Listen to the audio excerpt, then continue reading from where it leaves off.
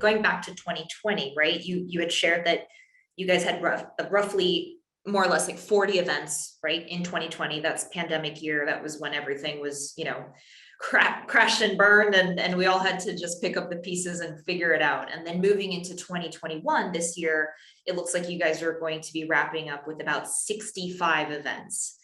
Yeah. And so 2022, what did your team decide in terms of focus? Any tips there? We mix them out into a few different buckets. So we have sponsored events, which is like when you think of your typical trade shows, like we were at SaaStr, we're doing Six Senses Breakthrough coming up in December, which is actually my first in-person event that I'm traveling to in like a year and a half. But then we also did these hosted events, which is probably where we did most of our events, to be honest with you. And it was more of like this 5 to 9 thing. It was the typical, we did floral arranging and sushi and sake and like rum tasting and like all these fun little charcuterie board making, all these fun little things, which again, wasn't pitching the company at all.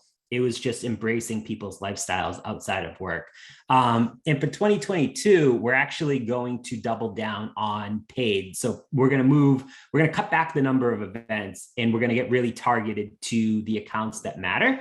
You could say it's kind of like an ABM path, but ABM is really just targeted marketing to a subset of accounts. And so we're going to get really targeted using paid social, paid search, and something that I'm super excited for, going down kind of like the community path.